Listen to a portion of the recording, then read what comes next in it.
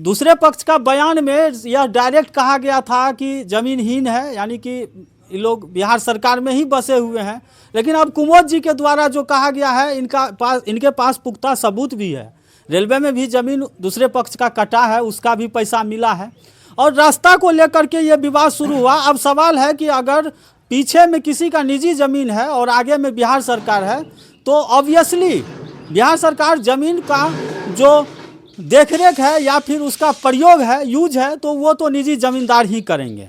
लेकिन उसके बावजूद भी अगले को ऐसा आश्वासन दिया गया था कि आप लोग इसको खाली कर दीजिए ताकि हमको रास्ता जाने के लिए मिल सके। उसको पूर्व नोटिस दिया गया था। उसको एक नहीं 5-6 नोटिस दिया गया है। अच्छा, ये अंचल के द्वारा? अंचल के द्वारा। लास्ट में अंचल पदाधिकारी को पुलिस बल लेके एसडीओ साहब से ऑर्डर करवा के आना पड़ गया यहाँ पे। अच्छा। हाँ, यानी कि नहीं हो रहा था खाली, तो पुलिस बल के साथ बोले। हाँ, वो मेरे पास वीडियोग्राफी है। जब से अतिक्रमण स्टार्ट हुआ है उसका मेरे पास वीडियोग्राफी है। जी। अच्छा सर, एक चीज़ और हमको बताइए कि वो आपके अनुसार से, आप सामाजिक तौर पे, ये तो एक प्रशासनिक मामला हो गया, कानूनियन तौर पे आ गया कि बिहार सरकार है तो भाई खाली कराना है, लेकिन सामाजिक तौर पे भी कभी आप लोग आपस में बैठ के इस विषय पे बातचीत किए थे? देखिए, उससे रास्ता तो मांगा गया था, जो बात रहे, मगर रास्ता नहीं दिया। घर बना लिया तो रास्ता देगा वो कैसे? सही बात है। रास्ता नहीं दिया। रास्ता के लिए हमने आवेदन किए। आवेदन देने पर तो उसको तो 20-22 फीट रास्ता साथी है, जमीन ही है, तो उसमें घर बना हुआ तो घर तोड़ के हमको देगा कैसे? नहीं दिया वो। इसके चलते सीओ साहब ने नोटिस किया 5-6 बार। इसके बाद लाचार हो के सीओ साहब को ये बिरा उठाना पड़ गया कि हम अतिक्रमण कर दें। बुलडोजर लाया, सभी आया, पुलिस बल आया और तोड़ के।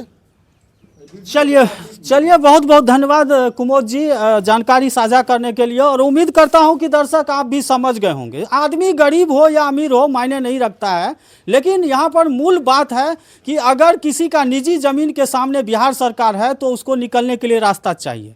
आप सुन चुके हैं और देख भी रहे हैं, यही है कुमोद यादव का मकान, आलीशान मकान जो कि रेलवे में कट गया और अब इनको दूसरे जगह मकान बनाना पड़ा रहने के लिए।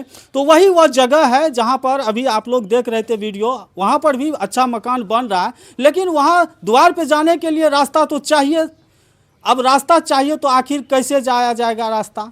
अगर बगल में कहा जाए तो जिला परिषद सत्यनारायण बाबू का मकान है और वो मकान नहीं, वो शायद पंचायत भवन है, तो उसको तोड़ा नहीं जा सकता है। सामुदायिक भवन है, उसको तोड़ा जा नहीं सकता है।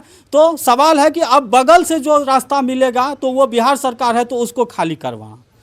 अब अगला पक्ष का ऐसा आरोप है कि हम गरीब हैं, हमारे पास कोई दूसरा ज़मीन नहीं है, मकान नहीं है, हम आसमान के नीचे सो रहे हैं। लेकिन ये भी आरोप शायद गलत है, ऐसा कुमोद जी का कहना है। अब सच्चाई इसमें कितनी है ये तो समाज के लोग ही जानते होंगे। आशा करता हूं कि आप पूरी कहानी समझ गए होंगे। Thank you so much.